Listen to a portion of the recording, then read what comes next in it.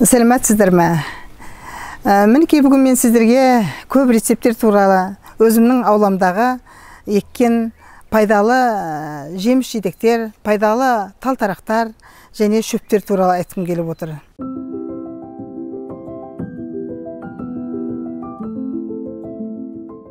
Мінекей, мына жерде біздің аулада қызыл қарақат.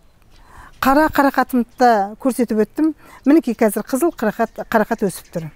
Бұл қызыл қарақаттың мысалы жаз айында мынаусын, енді бұны әрқайсыларыңыз білесіздер, қыста сақтап қойып, шайға қатып, шайға салып, араластырып іше бересіздер.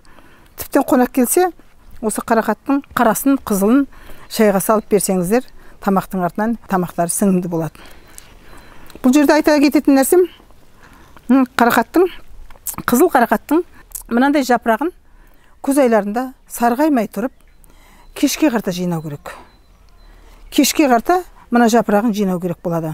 Өйткені бұл бәрібір сарғайып түсіп қалады. Біз сарғайғанға жеткізбей, қыркүйек айының ортасынан кейін қарақаттың мына бүлдіргеннің жапырағын жинау керек болады. Бұл әрі витамин, әрі адамның ағзасына керекті дәрумендер бар құрамында. Қарақаттың, қызыл бүлдіргеннің жапырақтарының өзінде, мына дәндерінің өзі витамин болғандықтан, бұның жапырақтарында да дәрумендер өте көп. Бұл тыныштандырғанға, әсіресе анемияға жақсы. Қара қарақатпенен мына қызыл бүлдіргеннің жапырақтары және өздері де, жемістері де, жапырақтары да анемияға өте пайдалы. Анемияға ішуге болады. Соның кейін қан қысымы жоғары адамдарға бұл шөптің қай-қайсысы болмасын жүйке жүйені тыныштандырады. Және қай-қайсысы болмасын мочегонный болады. Зәр жүргізеді. Сондықтан бойларыңыздағы артық ісіктің бәрін алады. Ісікті алады. Және бұның қасиеті буындарға да жақсы. Буынға өте пайдалы. Мына сүйек буындарының арасына өте пайдалы болады. Өйткені бұның құрамында сілекейлі шырышты нәрселер көп болады. Сондықтан бұл буынға пайдалы деп айтады сүйекке. Тибет тәсілінде көбінесе бұны буынға да жақсы ішеді. Бізде енді буынға десең, онша ел біле бермейтін дүниені айтқым келеді. Сондықтан буындарыңызға да осыны пайдаланыңыздар дегім келеді. Тыныштандыруға, қай-қайсысына болса, ішкі құрылысқа да, жаңағы анемиясы барларға да, тіптен кішкентай балалардың жаңағы іші өтетін болса, осы шөптерді, осы жапырақтарды жаңағы қайнатып беруге болады. Неге біз химияға жүгінеміз? Химия емес, табиғи түрде емделгеніміз жақсы ғой. Сондықтан іш өткенге де өте пайдалы. Балалар шөлдесе де өте пайдалы. Су орнына мінекей осылардың қайнатып суын беретін болса, шөлі басылады, әрі витамин болады. Және шаштары жақсы өседі. Және тістеріне пайдасы болады. Тісінің мына тіптен, мына тісінің жаңағы десны дейміз ғой, тісінің еттеріне де өте пайдалы. Мына жерде тағы да менің айта кететін нәрсем, мына бүлдіргенмен қоса, мына жерде лимонный жаңағы мята дейді. Бұны мелисса деп те айтады кейбіреулер. Лимон, кәдімгі мынаның жапырағы лимонның иісі шығып тұрады мінекей. Лимонның иісі шығып тұрады. Бұны күнделікті шөпке, жалбыз ғой енді, мята деп айтқан жалбыз ғой қазақшасы. Жалбызды күнделікті шайыңа, ертелі кеш ішкен шайыңа да біз күнге осындайын қосып, тура осындай бөлігін қосып шайға ішіп отырамыз. Әрине сүт қатқан шай емес, қара шайға қосып ішіп отыруға болады.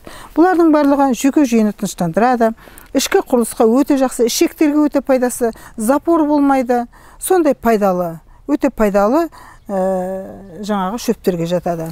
Енді сіздерге осы айтып отқан видеоларымның барлығы көмегі тисін деп айтып отырмын. Бұлардың бәрі қол жетімді, әркімнің үйінде қарақат, малина өсет деп ойлаймын. Ең құрғанда малина өсет.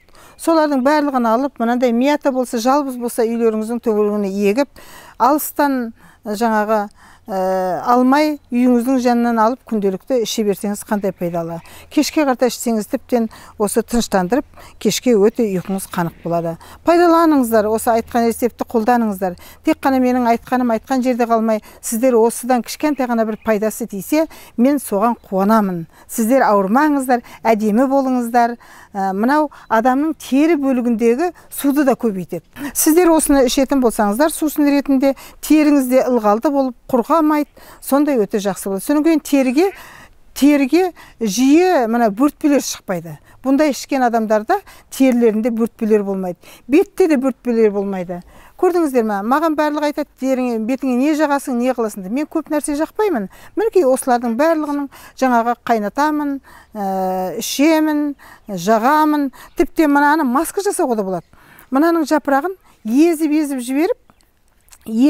жіберіп, кәдімгі лимон араластырып, болмаса мына қарақаттың мына бүлдіргеннің өзін жапырақпен бірге езіп бетіңізге жаңағы маска жағатын болсаңыз, сіздің бетіңіз нәрленіп өте әдемі болады. Әрі витамин, сізге укол салып, уколмен нәрлендірудің керегі жоқ. Мінекей нәрлендіретін нәрсе. Міне бүлдіргенді алыңыз, жапырақты алып езіңіз, блендерден өткізіңіз, кішкентай ғана су араластырып, содан кейін бетке жағыңыз. Тіптен кішкентай май қосып жіберуге де болады. Сонда кәдімгі дүкендегі сіздердің неше түрлі шығарып жатқан майлық маскалардан емес, міне масканың бәрі үйіңізден табылады. Аптасына 2 рет істеңізші, бетіңіз қандай әдемі болады. Ылғалды да, әдемі де, теріңіз сондай әппақ әдемі болып шыға келеді.